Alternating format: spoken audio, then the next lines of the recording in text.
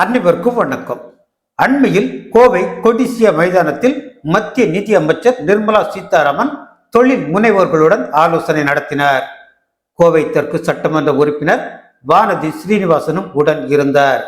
அப்போது பேசிய அன்னபூர்ணா ஹோட்டல் உரிமையாளர் சீனிவாசன், இனிப்புக்கு 5% ஜிஎஸ்டி, ஆனால் காரத்துக்கு 12% ஜிஎஸ்டி.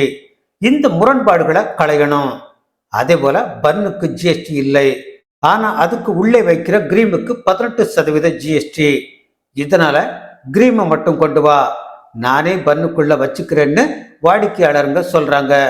கடையை நடத்த முடியல. ஒரு குடும்பத்துக்கு பில் போடணும்னாலே கம்ப்யூட்டரே திணறுது என்றார். அன்னபூர்ணா ஹோட்டல் உரிமையாளர் சீனிவாசன் ஜிஎஸ்டியை இன்னும் எளிமைப்படுத்துங்கள் என்று சொன்னதில் நியாயம் இருக்கலாம். ஆனால் அவர் சொன்ன துணி ஏதோ அவர் நிதி அமைச்சர் நிர்மலா சீதாராமனை தன்னுடைய கேள்வியால் மடக்கி விட்டதை போல இருந்தது. அவரது பேச்சை கேட்டு கூட்டத்தில் கலந்து கொண்டிருந்தவர்கள் சிரித்ததையும் காண முடிந்தது.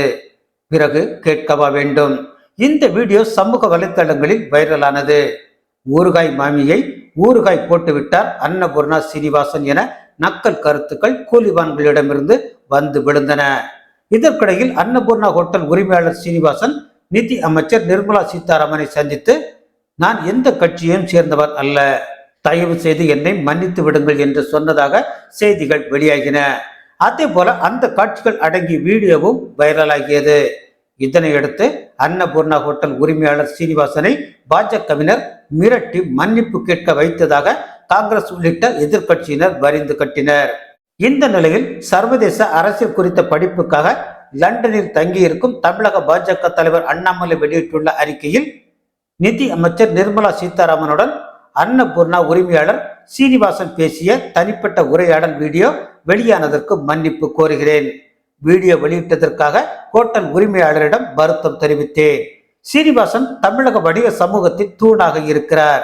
மாநில மற்றும் நாட்டின் பொருளாதார வளர்ச்சிக்கு பங்களிப்பை கொடுத்திருக்கிறார். இந்த விவகாரத்தை இத்துடன் முடித்து வைக்க வேண்டும் என அனைவரையும் கேட்டுக்கொள்கிறேன் என தெரிவித்திருக்கிறார். ஜிஎஸ்டியை பொறுத்தவரை மொத்த வரி வசூலில் மாநில அரசுக்கு பாதி, மத்திய அரசுக்கு பாதி. ஆனால் இங்கே ஜிஎஸ்டி என்றாலே அது மொத்தமாக மத்திய அரசுக்குத்தான் என்பதை போன்று ஊடகங்களின் துணையோடு நிறுவி வைத்திருக்கிறார்கள் திராவிட கட்சியினர்.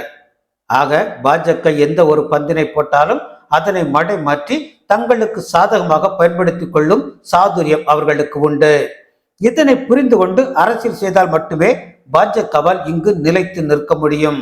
பொய் செய்திகளை பரப்பும் ஊடகங்களை அடக்காமல் இங்கே பாஜகவால் எதையும் சாதித்துவிட முடியாது. நன்றி.